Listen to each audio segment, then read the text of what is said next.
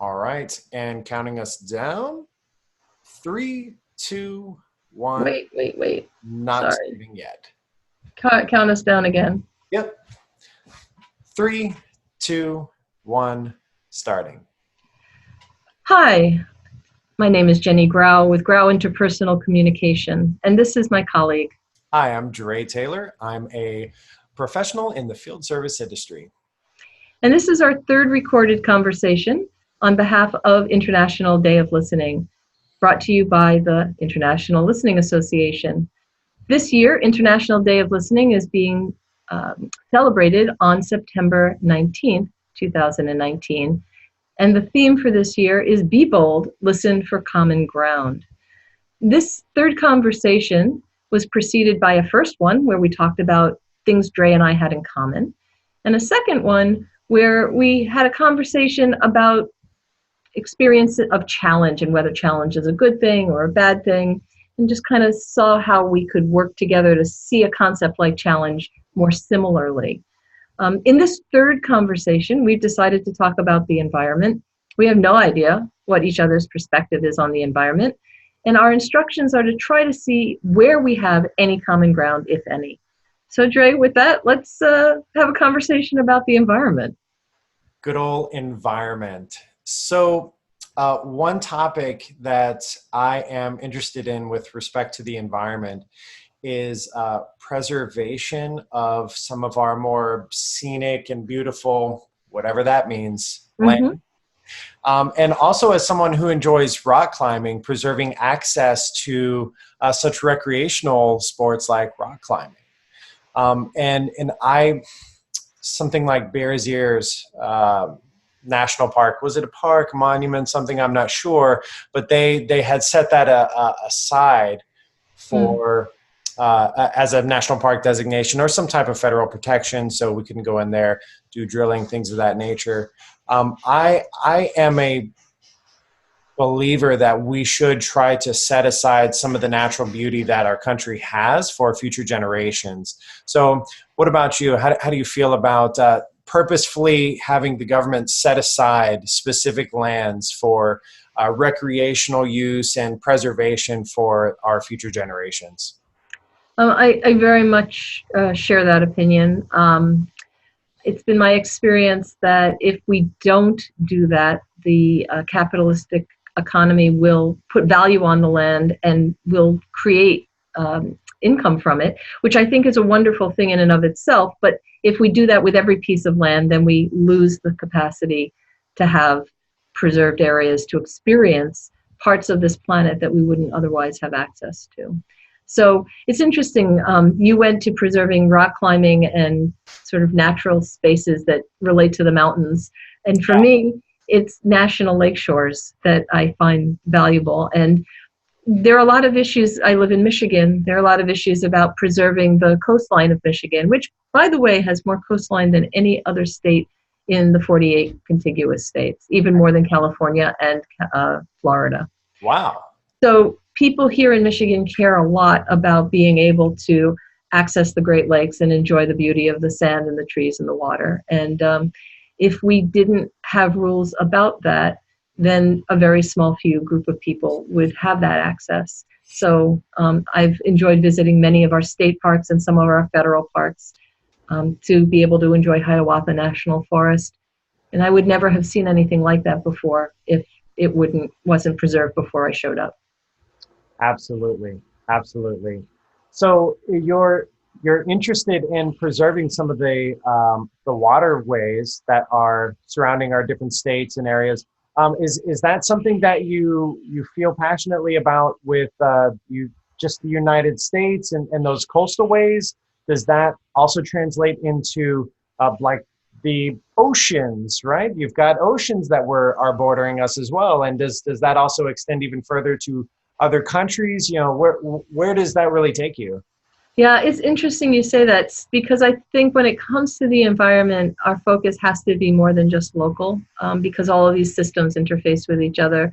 So for me, I also want to preserve ocean access, and I also want to preserve ocean cleanliness. I mean, in Michigan, we've been very attuned to the Flint water crisis and what poisoning water does to a community.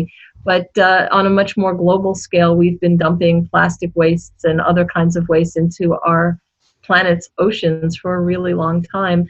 And we now have huge blobs of waste floating through. It washes up on beaches. It shows up in the swimming waters that we try to enjoy.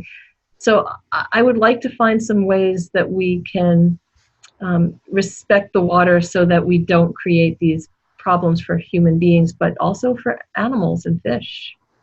Yeah, that's really interesting. So one, I think there's something called Garbage Island in the Pacific, which is a fascinating Wikipedia click hole. But you mentioned animals and protecting animals. So is that also something that you're interested in landlocked areas and in the waterways? I know for me, I hate the idea of just our waste just unnecessarily destroying habitats and affecting all these different animals and the biology of these different locations, whether it be the mountains, the prairies, oceans, what have you. So do you feel similarly about that, or is it more about just the geological preservation? It's both, but I also realize, so, this thing about straws hurting sea creatures, and so we're now going to all paper straws and no plastic straws. I value where that comes from. I value the idea of not releasing balloons at weddings, or even putting out rice because birds ingest it and it destroys their digestion system. Right? I get the fact that we as human beings have certain comforts or celebrations that we enjoy, and that has an adverse impact on animals. By the same token, I want to be sure that as we take steps to change our human behavior to encourage wildlife, that we don't think that that's the end of the line. So, if we stop throwing rice at weddings, and if we no longer launch balloons up into the air with helium because it has, the rubber affects animals that eat it, or if we switch to paper straws instead of plastic, I feel like our planet still has a lot of challenges. And if we feel, okay, well, we've done that, that's good enough, now we can stop. I'm concerned that we've given ourselves a fake comfort, that there's got to be ways to tackle the bigger challenges that face our environment, and to figure out some solutions. And I think that's what we're supposed to be doing in our next recorded conversation, is putting our heads together and looking at, so what are some of the big picture solutions that might look like. We're at 7.5 minutes. Do you have any thoughts that you'd like to offer on what it was like to try to figure our way through this? Yeah, the discussion was interesting, especially considering we've never had any conversation remotely close to this that I'm aware of. Nope, never. So there's a little bit of a feeling of vulnerability, I think, to start to talk about something that is a little bit more risque, like environmental issues, because people have hard stances on this stuff, right? Yeah. On both sides. Yeah. And so just being open and honest with those types of feelings can have a sense of vulnerability about it. And for me, not only is there vulnerability about it, because I don't know what your stance is and I don't know how you'll take my stance, I find it combined with the fact that, we've gotten to know each other a little bit this year.